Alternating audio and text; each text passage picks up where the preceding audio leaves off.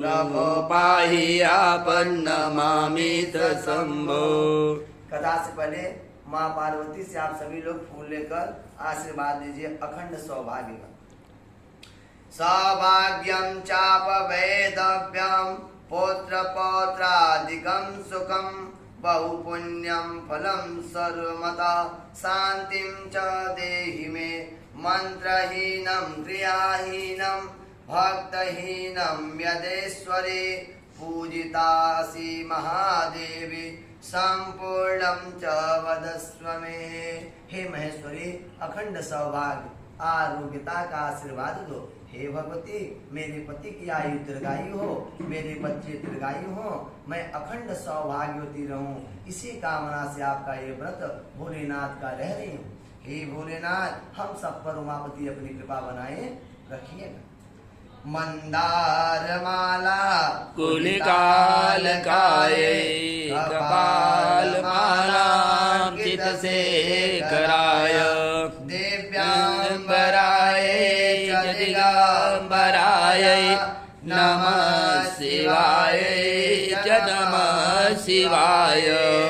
भगवान भोलेनाथ दो दिगंबर हैं जो बिना वस्त्र के हैं, जिनके गले में मुंडन की माला है, जो सीधे स्वच्छ रूप में हैं, जो परम ब्रह्म हैं। ऐसे भोलेनाथ का हम बारंबार कोटि कोटि प्रणाम करते हैं। भगवान भोलेनाथ की कृपा से मनुष्य के जीवन की समस्त कामनाएं पूर्ण होती हैं। ओम कैलासगिरे रम्यं गौरी पृथ्वीशंकरं गुह्याद गुह्यतरं गुह्यं कतस्त्व महेश्वरः। एक बार कैलाश पर्वत पर भगवान भोलेनाथ और माँ जानकी माँ पार्वती बैठे थे। नैमिषारण्य में 88,000 ऋषिगण को श्री सूत जी महाराज कथा सुनाते हैं। सूत जी महाराज कहते हैं कि मंदार की माला से जिन पार्वती जी का केस अलंकृत है और मुंडों की माला से जिन शिव जी का जटा अलंकृत है, जो पार्वती दिव्य वस्त्र धारण है और जो शिव जी दिगंबर यानी नंगे हैं, माता बड़ी ही सुंदर स्वरूप वाले 16 श्रृंगार करके विराजमान रहती है। ऐसे शिव और पार्वती को बारंबार प्रणाम करते हैं, कोटि कोटि प्रणाम करते हैं। रमणीय कैलाश पर्वत के शिखर पर बैठी हुई श्री पार्वती जी कहती हैं कि हे महेश्वर, हमें कोई गुप्त व्रत या पूजन बताइए जो सब धर्मों में सरल हो, जिसमें परिश्रम भी कम करना पड़े लेकिन फल अधिक मिले।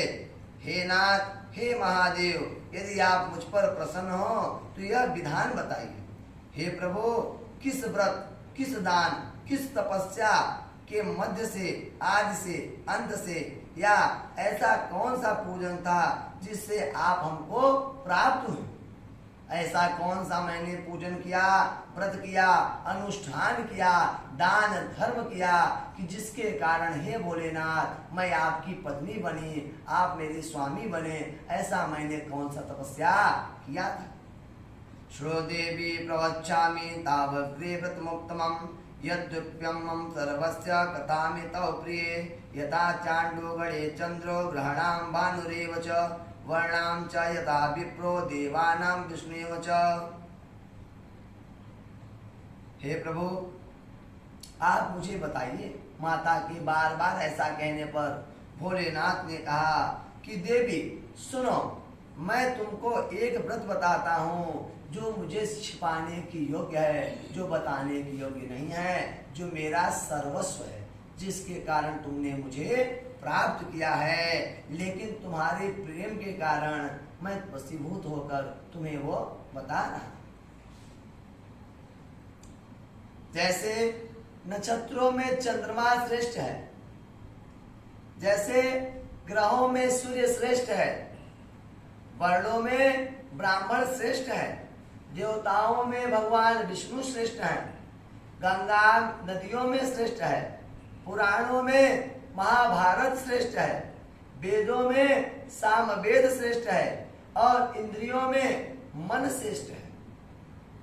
सब पुराणों और सब वेदों में सर्वस्व जिस तरह कहा गया है, मैं एक प्राचीन व्रत के बारे में आपको बताऊंगा, जिस व्रत के प्रभाव से आपने मेरा आधा सिंहासन ले लिया। आप अर्धांगिनी हुई, मेरी पटरानी हुई, उसका व्रत मैं बताता हूँ, जिसके प्रभाव के कारण ये मेरा सिंहासन आपका आधा हो गया। येन व्रत प्रभावेन प्रात्मा दर्शनम मम तत्सर्वं करिष्यामि अहं त्वं मम प्रेषि यदा भाद्रमासी सिते पक्षे तृतीयां हस्तयुक्ते तदनुसार मात्रेण सर्व पापा प्रमोच्यते। षोडदेवी त्वया पूर्वं यद् व्रतं चरितं मम तत्सर्वस्य करिष्यामि यथावृत्तं हिमालय। वह मैं तुमको बतलाऊंगा, क्योंकि तुम मेरी प्रेयसी हो, मेरी पत्नी हो, इसलिए तुमको मैं वो बतलाऊंगा। भाद्रपद मास के शुक्ल पक्ष का तृतीया तिथि हस्त नक्षत्र से युक्त रहता है, उसी दिन तीज का व्रत रहा जाता है। उसका अनुष्ठान मात्र करने से स्त्रियां समस्त पापों से मुक्त होती हैं, उनका पाप समाप्त होता है, उनका कष्ट दूर हो जाता है। तुमने आज से बहुत पहले, बहुत प्राचीन बात है, हिमालय पर्वत पर इस व्रत को किया था।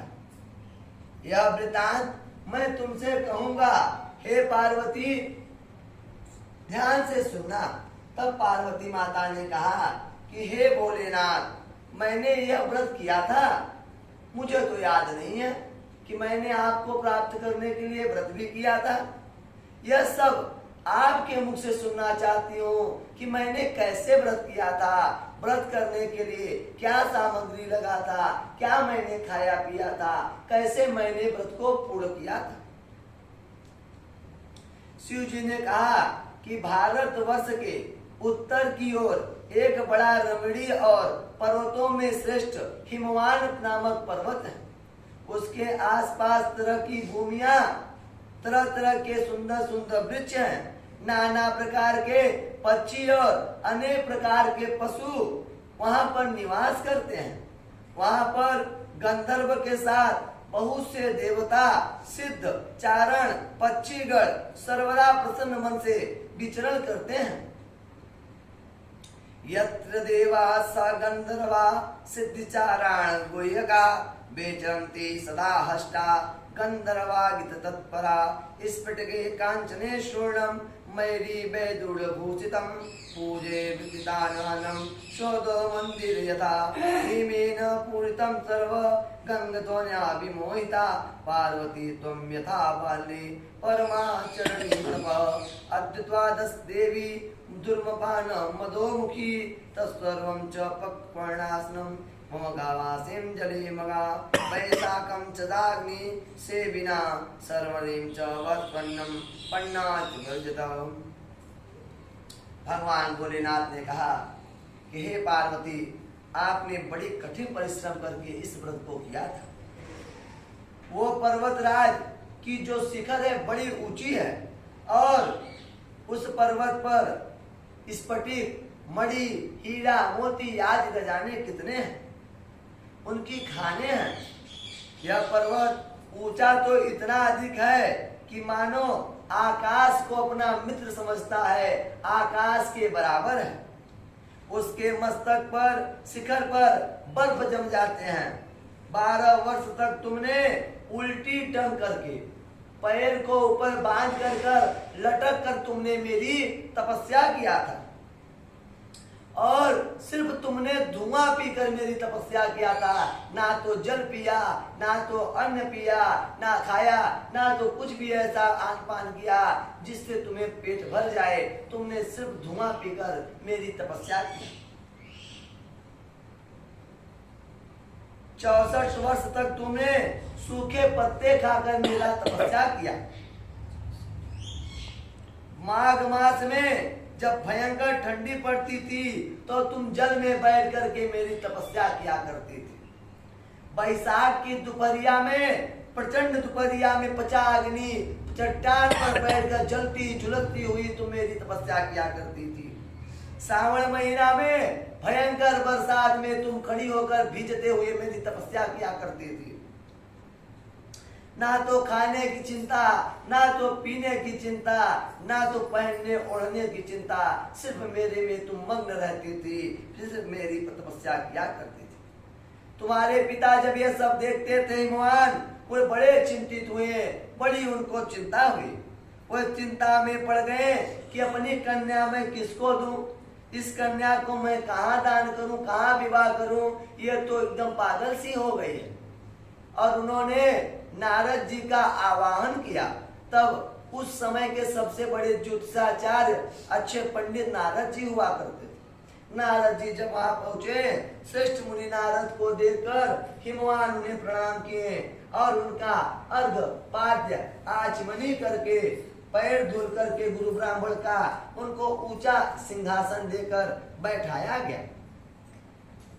हिमवान वाच किमर्थम आगतम स्वामिनम वदस्तम मुनि सप्तम महाभागेन संप्रात त्वमागमनोत्तम।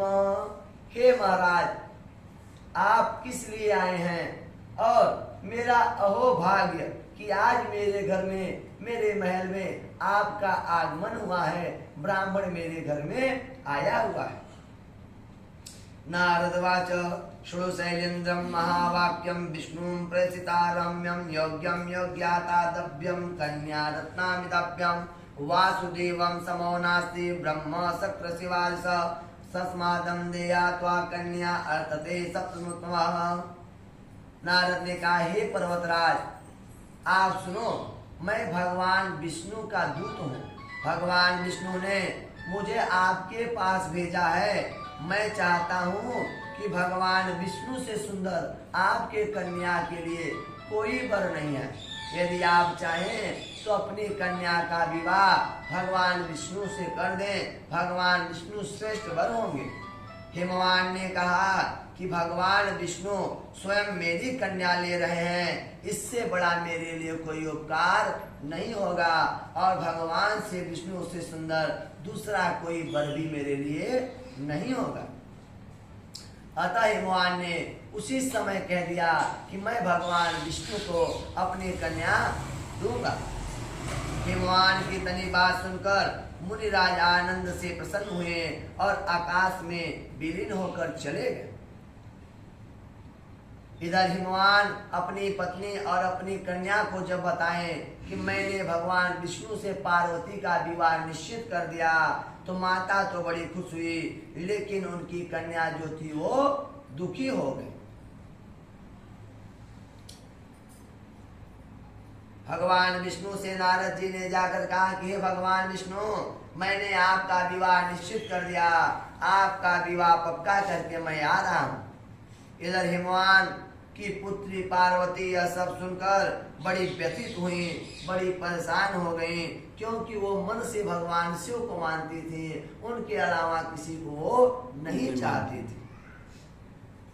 पिता की बात सुन करके वो दुखी होकर के अपने सखी के घर चली गई। सुखवाचम विलपन्त्यं तदा दृष्ट्वा सखी वचनमामृताम् किमर्थं दुःखदां देवी कतस्त्वम् आगताम्।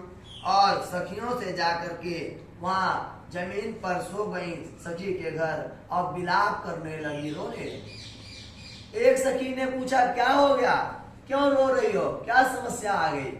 माँ पार्वती ने कहा कि मेरे पिता ने बिना मेरी मर्जी के मेरा विवाह भगवान विष्णु से निश्चित कर दिया, लेकिन मैं अपना सर्वस्व भगवान शिव को मानती हूँ, उनके अलावा मैं किसी से विवाह नहीं करूँ।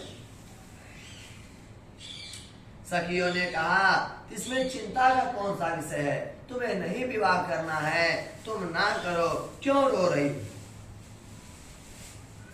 सखियों के ऐसे कहने पे माता ने कहा, तो मैं क्या करूं? सखियों ने कहा, तुम इसके लिए चेष्टा करो, उपाय करो, युति करो, लेकिन घबरा कर रो मत।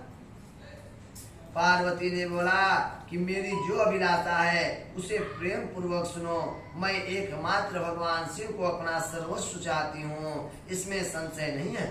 मेरे विचार को मेरे पिता नहीं मानते, ठुकरा दिए। इससे मैं सोच रही हूँ कि मैं आत्महत्या कर लूं, अपने शरीर का त्याग कर दूं।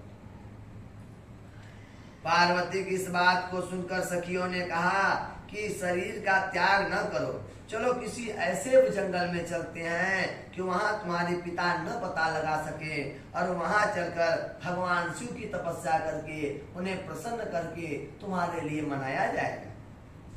पिता के घर घर से दूर दूर तक कोई खोज ना सके, ऐसे वन में चलते हैं। और सखियां उन्हें लेकर एक जंगल में चली गई। इधर जब सखियां उन्हें लेकर चली गईं, इधर पार्वती को हिमवान आदि लोग खोजना शुरू कर दिए, घर घर उन्हें पता लगाना शुरू कर दिए।